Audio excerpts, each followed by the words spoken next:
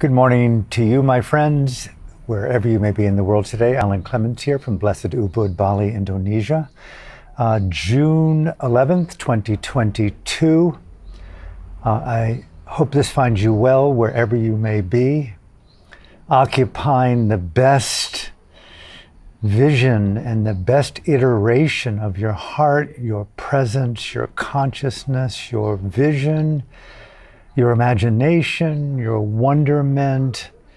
And as my friend, the late Robert Chardoff, my dear mentor and friend, the producer of the Rocky series, along with The Right Stuff and so many other films and so many other accomplishments, along with his philanthropy, he passed away 6 years back today. Bob, we love you. His abiding theme to me and to the world: never give up. That radical, Rocky-esque tenacity. All of us deserve a second chance should we seize the opportunity. The carpe diem moment of our lives, and to redeem, to resurrect all these powerful themes of the heroine's journey, the new archetype of the hero's journey, broken, frail, flawed, and against all odds in this invenerating madness that we're unoptionally born into. Compelled by instincts to abide according to these instinctual behaviors, we live our lives, never giving up despite the intensity of contradiction to our values and our principles, to forge ahead. So thank you for tuning in today. I've moved it up to 8:30 a.m. here to try to avoid some of the background noise. I'm in a public environment here in a bungalow set, so bear with me. I'm trying to figure it out. Part two in this theme of keeping alive the miracle, the beautification of being, and not falling victim to fear, shame, anger. Yes, they're human, they're natural, but to stay in the process of looking up from earth at the sky, seeing infinity in front of our eyes, and even inside of our mind, this vastness, seeing this vastness from the depth of our heart and depth of our being, and seeing unlimited possibilities there, and that we're a participant in this unlimited possibility. And what will we do with the preciousness of another day in the life, another full breath, not just watching our breath come and go and reflecting on the obvious of mortality and discontinuity, but the oxygenation of the biology, the oxygenation of consciousness, the oxygenation of our values, the oxygenation of our beauty, the oxygenation of the miracle made real in evolutional process. That conception, that existential, biological, human conception, right at the edge of inner beingness, at the confluence of the senses and the context of the environment of God, right there, that conception, the participation conception, metaphorically as unlimited possibility, bringing life into life, not just being mindful of the moment, me looking at me, being mindful of my thoughts, my feelings, my truth, but conception as analogous to miracle, and to live in the high velocity of bringing our life into union and communion with life. Conception and miracle and coevolutional futures So rebirth is a very intimate theme to me, especially the last several years. Obviously, death has been ever present for so many of us, the whole world. What's new, right? No exceptions in living and dying. But what drew me to Eastern philosophy and more experiential-based Buddhism, getting out of the world of indoctrination, culturalism, discrimination, and all the various ways in which we contract in the name of freedom, boxing the wind rather than releasing it. Obviously, if you box the wind, trying to box space, you intrinsically kill it. You kill the nature of oxygen, of air, of wind, of movement, of novelty. The woman knows this. And so here we are today trying to live into, I'm not teaching anything, rebirthing as the phenomenology, the practice of meditation or yoga or existential martial arts in dynamic action. What does it mean to live the best expression of your conception in intimate reality today? And rebirth has been a very intimate theme for me ever since I was young. When my parents died some years back, I was in the attic and I was looking at all of my various things that my parents kept for me or kept for them, I'm not sure. And I found a fifth grade term paper on India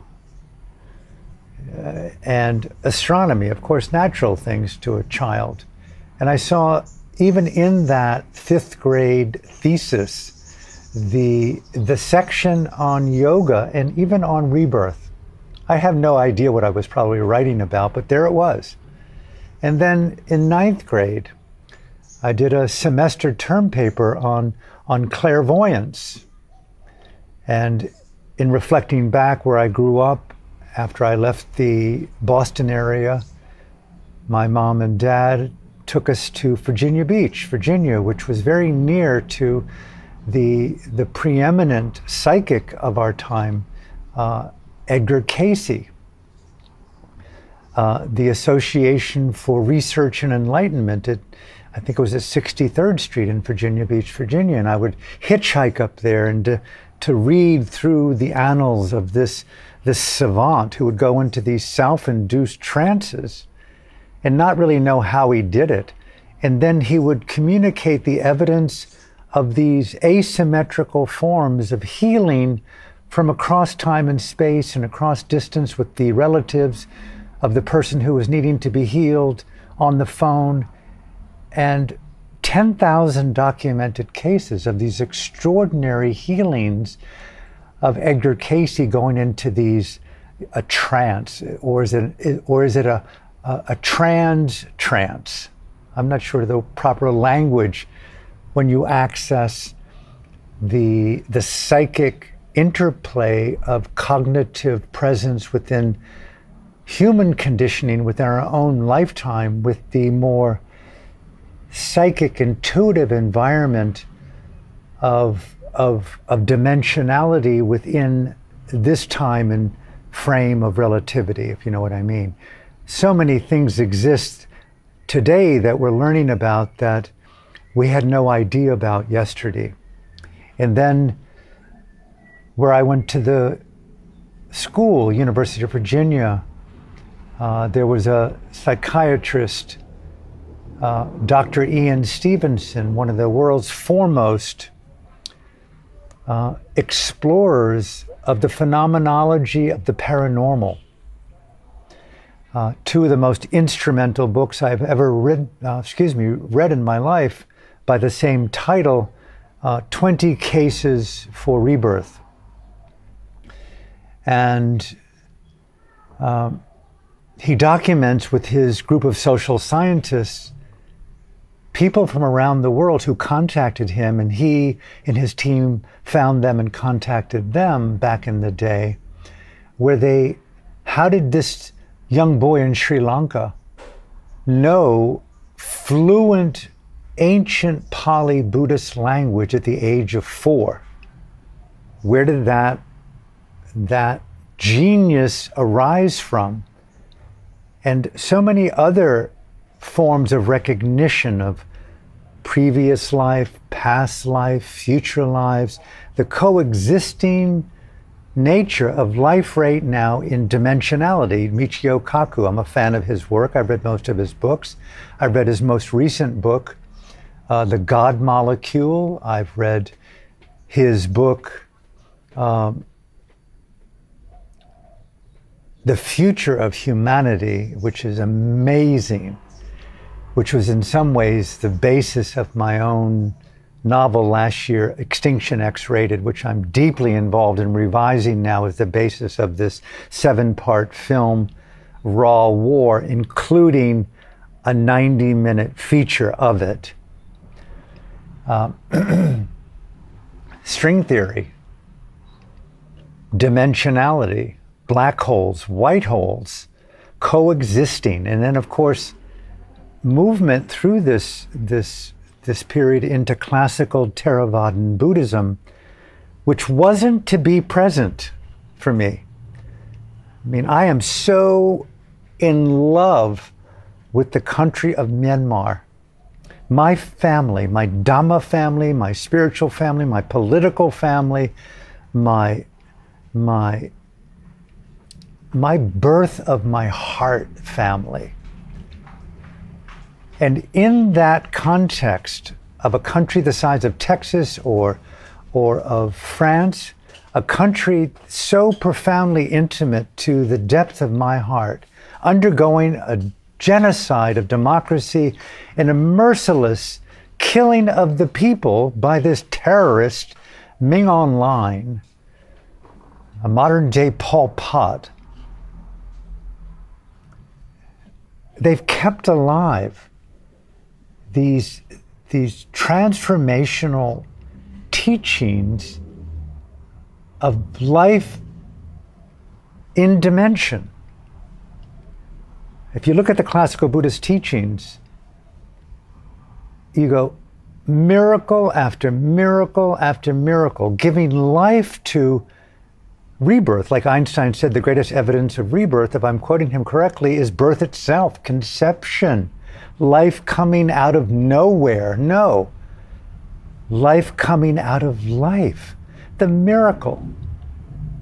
And yes, either we can live our lives, as it's been said, as if everything's a miracle or nothing's a miracle. And that's the weight of dogma, the weight of patriarchy, the weight of violence, the weight of kilesa.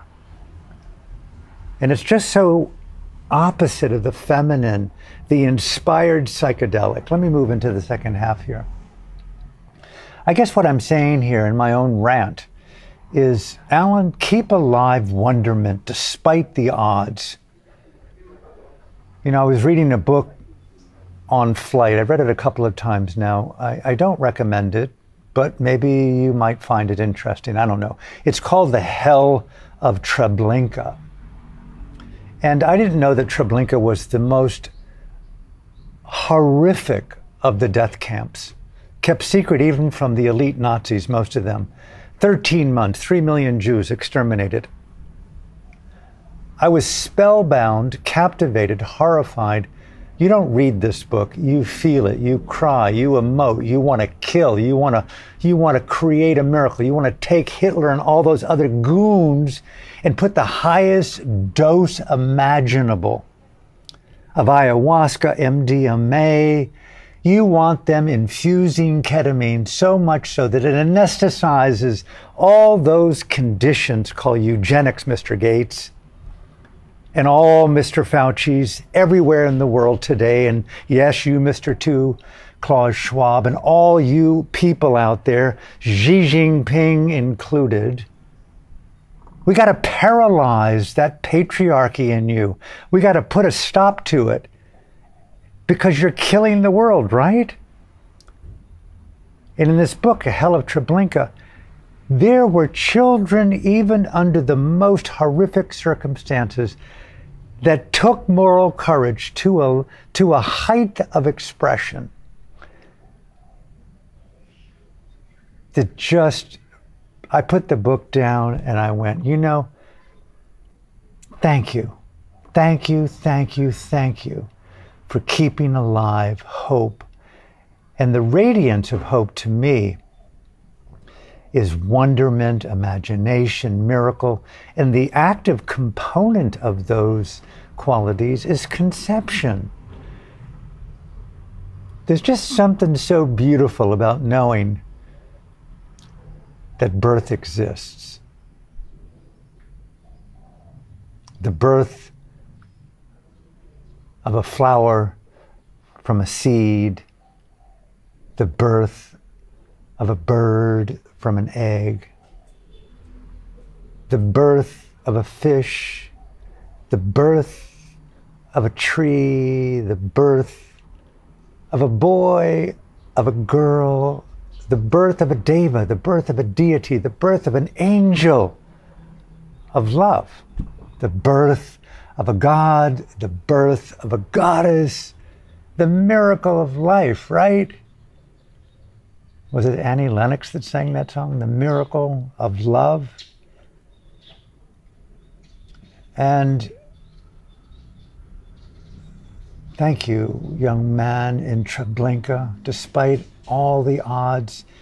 And yes, there's so much talk today, and there's so much evidence today of this so-called Great Reset and this global totalitarianism and this need to dominate and indoctrinate and overcome this incredible peace and unity and beauty in this world through this need to control. This need to control. It's so outdated. It is so different than conception and unity and beauty, right? It is so antithetical to the woman as I know it in my own little growing soul. The child of innocence, where are you, my love? Inside of each of us. And we need, as activists, to create circumstances to nurture that seed in us and others simultaneously so that conception becomes the operative Dharma in the world, rather than control and domination. Let me get into the end here. Yes, I'm gone from Dharma talk into riff and poetry into rants. I'm going to own it. Rantifying. Yesterday I spoke about Galileo. I don't know a whole lot about Galileo, but I would have been down with him. I would have loved to have been his friend. So I'm going to make friends with him across time and space. Wherever you are, Galileo, let's reach out across this time and let's create a kind of friendship, an existential Tinder network of friendship, not just getting down with intimate relationships with sexuality and romance and bonding and all the various ways in which we pair-mongle each other, but to associate across time and space and to grow together in ways that we've not seen. Galileo, I'm down with you, man. This guy, I did not know. He was persecuted by the church at the time, imprisoned, tortured, released. He eventually died at home, I think under house arrest. But the guy invented the telescope. Talk about psychedelic mind manifesting creation. It's not just the telescope to see the unseen, to see the stars, to see further into the dimensions of mind and matter in the universe. I'm so down with that seeing beyond the seen, right?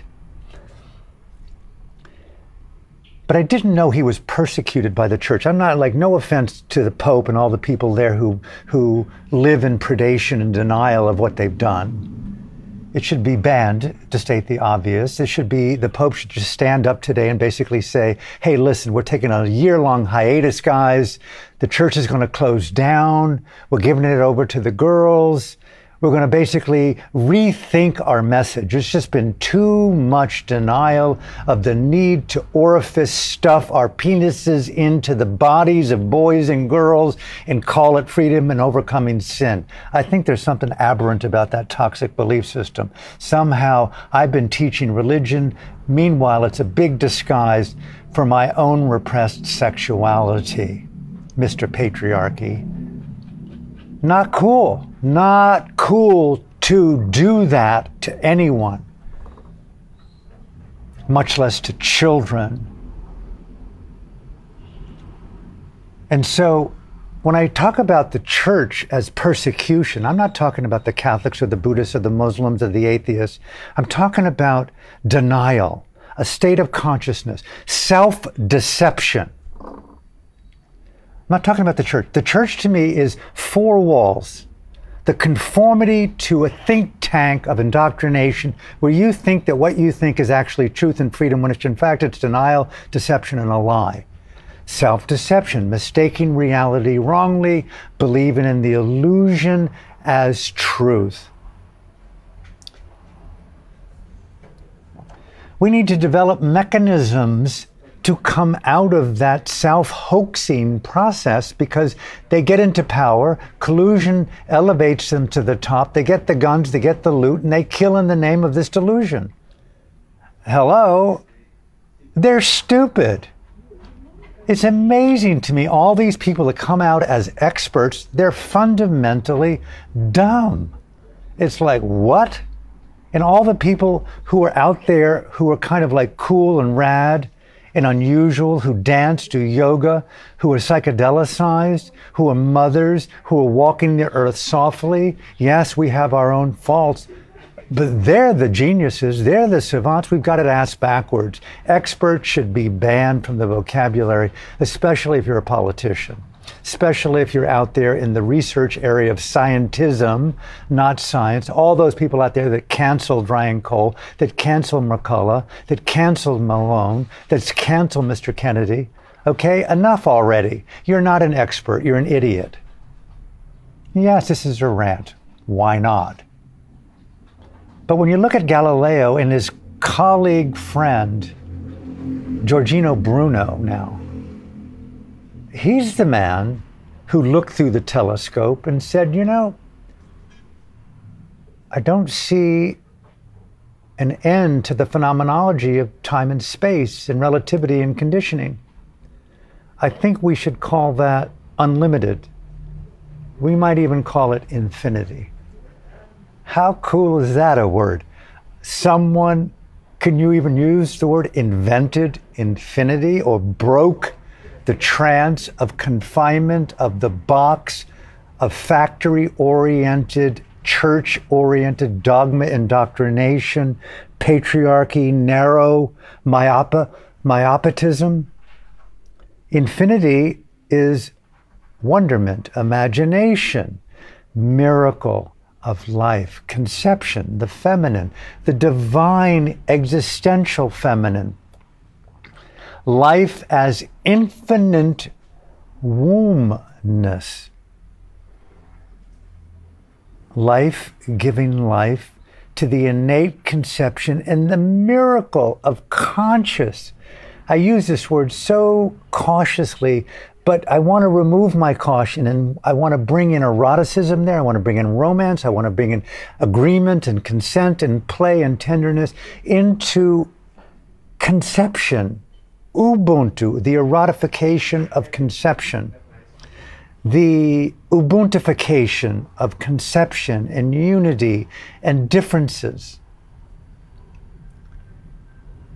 And so Giorgio Bruno brought his discovery of like infinity to Italy at the time, and four-wall church pope said, no, no, no, no, no. Infinity does not work within the paradigm of absolute control. The church being the ultimate PlayStation for religious-based totalitarianism at the time. Women being cut in half and burned because they were witch bitch savants. Or was that in America? But it must have rooted somewhere in that church, factory, farming, thinking of indoctrination. Totalitarianism must be discovered as what it is. What is the psychology of that? What is the psychology of a miracle? The psychology of conception. the intimate psychology, the ecosystem of a thriving world. Okay.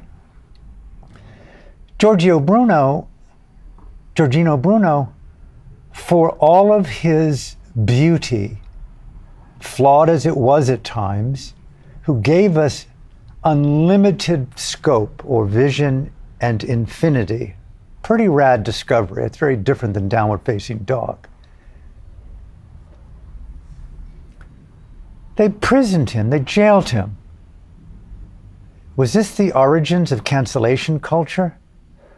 Was this the origins of radical violent censorship? Was this the seeds of totalitarianism, of Nazism, of dictatorship, of toxic violent patriarchy?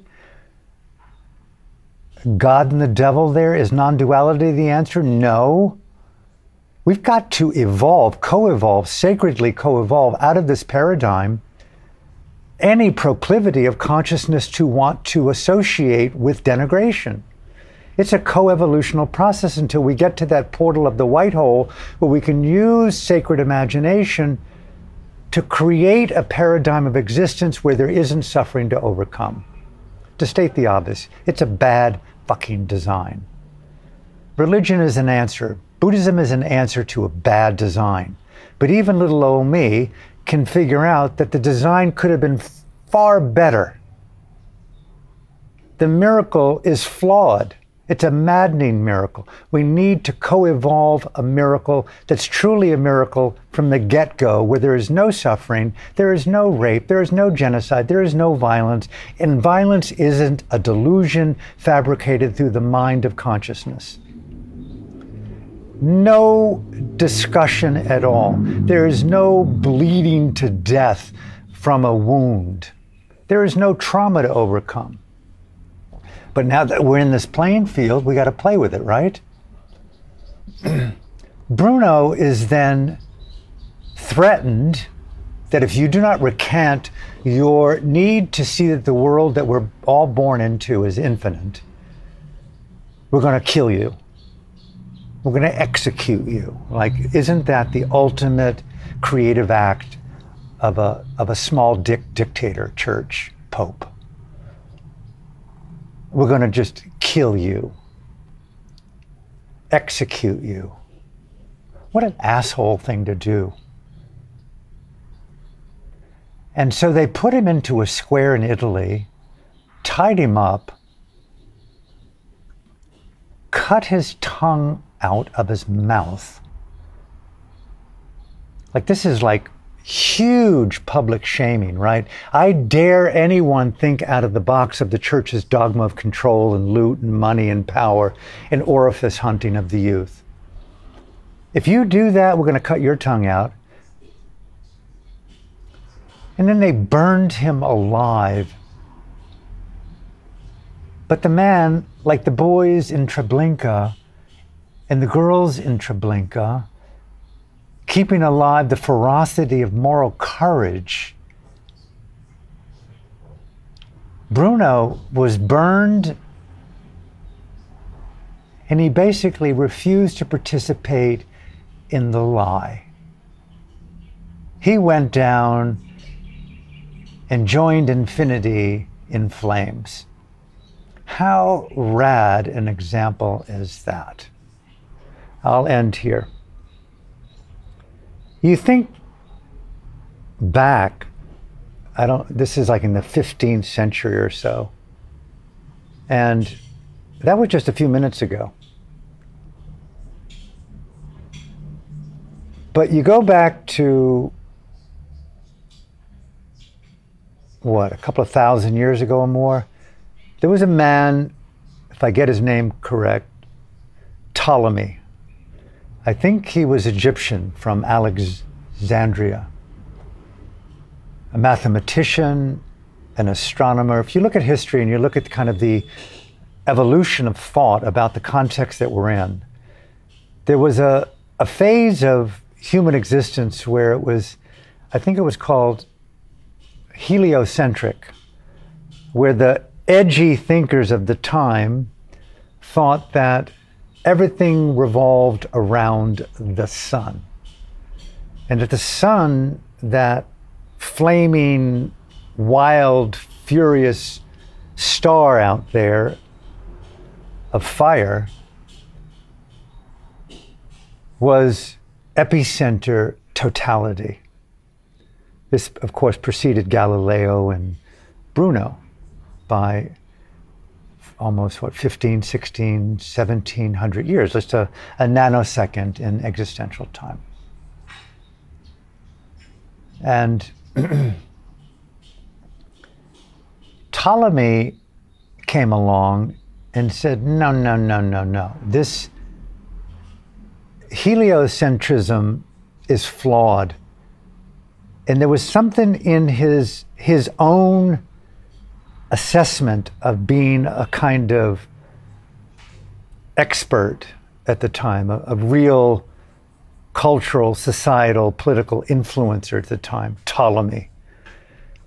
Probably would have had several million followers if there was an Instagram at that time, but probably in ancient Alexandria, the center of thought. He said no. And he invented, if I'm correct, the belief in geocentrism.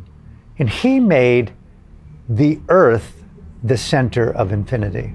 Or he made the earth the center of the universe. No, he made the earth the center of life. And he said that the earth was fixed. Think of that psychology of the very thing that we're on right now, spinning around a sun star, and what we know about modern astronomy today, primarily through the birth of Galileo and Giorgio Bruno, who Einstein, I think, called the father of modern science, modern astronomy, modern physics, and you might have even say psychedelics. Talk about mind manifesting. Astronomy, physics, mathematics, science, the lens of totality, infinity. We've got a reason to believe that they were on cognitive acid. And Ptolemy then goes into a fixed planet. This is like right in there with square earth thinking.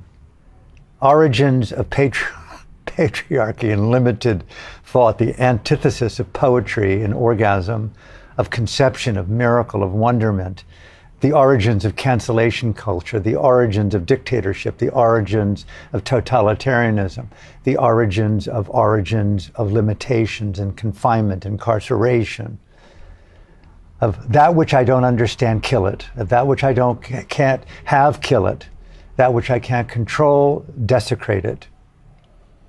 Freedom in the name of the white man. Wherever it went, obviously, it did so at the expense of the indigenous cultures. Killed them, took the children away, persecuted them, raped the women, belittled, desecrated, annihilated, denied, shamed, mocked, and then didn't even bother to give them any retribution. And now they are the elites. Welcome to Canada. Welcome to America. Welcome to the EU. Welcome to civilized planet Earth 2022, right? At the precipice of global death.